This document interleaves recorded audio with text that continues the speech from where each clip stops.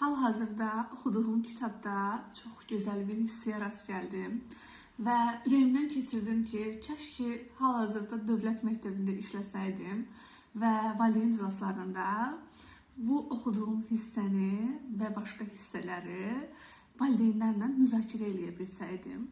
Daha sonra düşündüm ki, madəm ki, mənim YouTube kanalım var və mən bu YouTube kanalıma mənim ən böyük sinifim kimi baxıram, baxmayaraq ki, hələ ki, abunələr azdır. Mənim zehnimdə YouTube kanalım böyük bir sinifdir. Orada Azərbaycan dilini öyrənmək istəyən şəxslər, özünü ifadə bacarığını inkişaf etdirmək istəyən şəxslər, öyrənmə yolunu öyrənmək istəyən şəxslər müxtəlif məlumatlarla rastlaşırlar, müxtəlif dərslərlə rastlaşırlar. Düşündüm, niyə də valideyn iclası başlığı altında videolar paylaşmayım? Çox gözəl olar. Bu videoda həmin video seriyasının başlanğıcı olsun. Çox gözəl bir hissə var. Sizlə bölüşmək istəyirəm.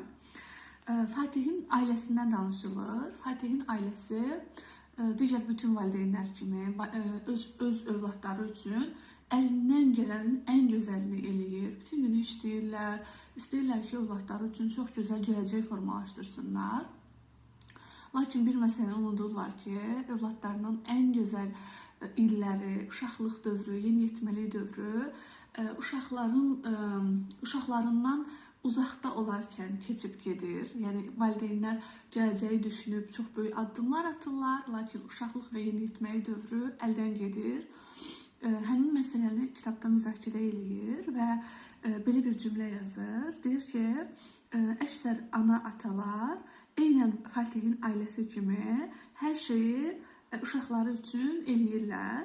Onlar acı çəkməsin deyə, rahat bir gələcəkləri olsun deyə bütün günü işləyirlər. Kitab Azərbaycan dilində deyil, tərcümə eləyirəm oxuduqca. Ona görə qüsurlar olarsa məzur tutun lütfən. Bu hissə məndə çox böyük fərqindəliklər yaratdı. Əslində, hər valideyn istəyir ki, övladı üçün ən yaxşı, ən gözəl gələcəyi təmin eləsin. Lakin unutduqları bir məqam olur ki, gələcəyi düşünərkən, gələcəyi planlayarkən, hətta gələcəyi xəyal eləyərkən, gələcəyi üçün yatırım eləyərkən, indiki dövrümüz, övladlarımızın, şagirdlərimizin indiki dövrünü bir növ küçümsəyə bilirik. Bir növ burada gələcəyə o qədər fokuslanırıq ki, indini görmürük. İndi bizim üçün bağlanır və gələcək pəncərəsinə baxırıq. Və burada bir məsələni qeyd edir. Deyir, uşağı böyütməklə uşağı yetişdirmək eyni deyil.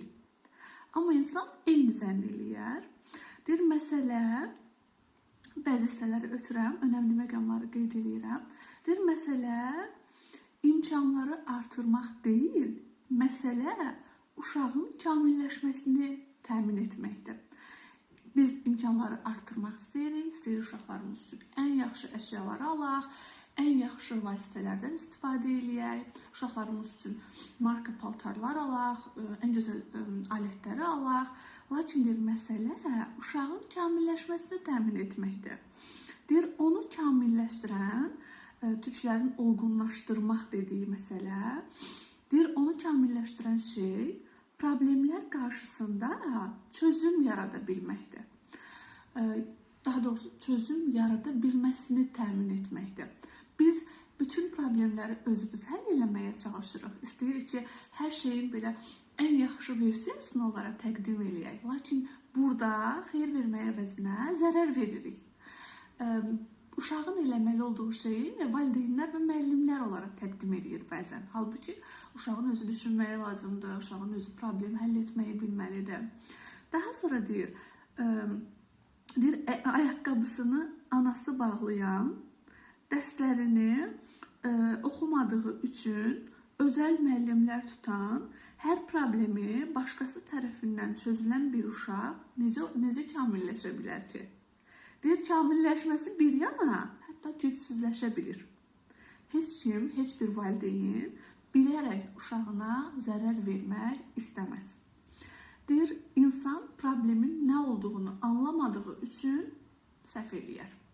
Önəmli olan problemin fərqinə varmaq və qəbul etməkdir. Bu da insanı çözümə götürür. Əsl problem ana-ata olmaqdan çox valideyn olmağı bilməməkdədir. Bununla birlikdə valideyn olmağı bilmək də öyrənmək olur.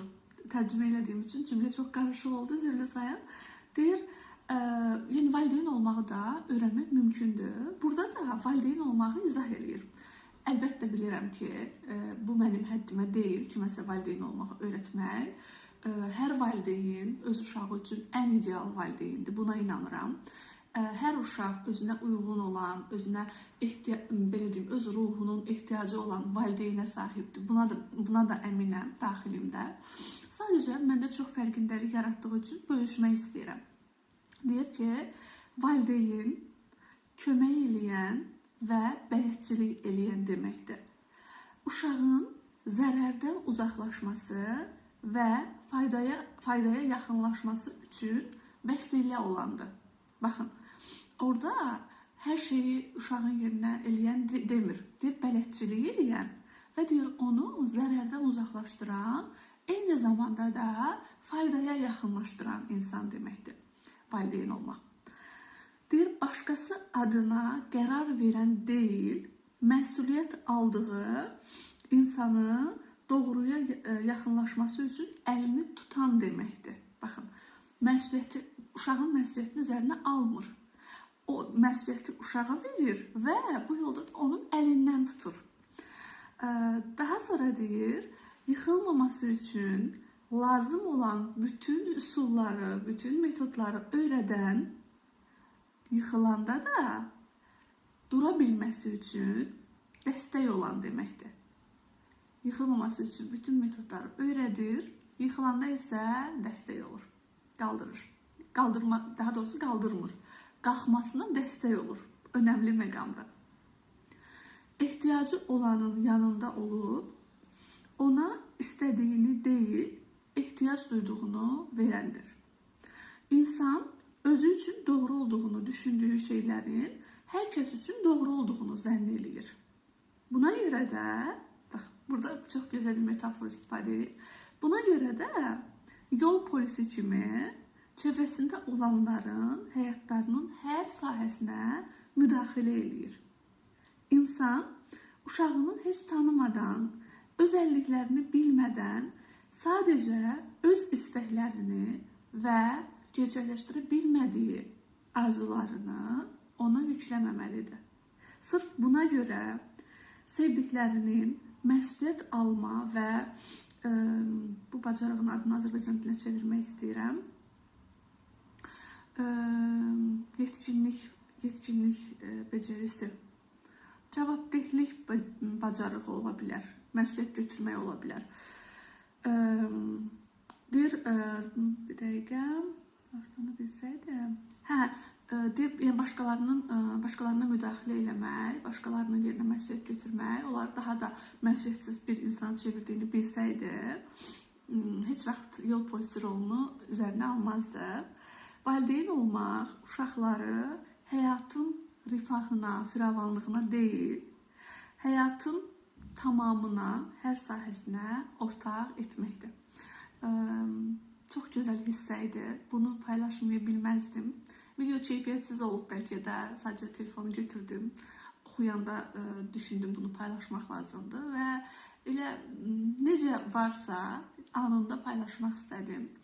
Tərcüməyə görə üzr sayın, spontan oldu, səhvlərim oldusa məzur tutun lütfən.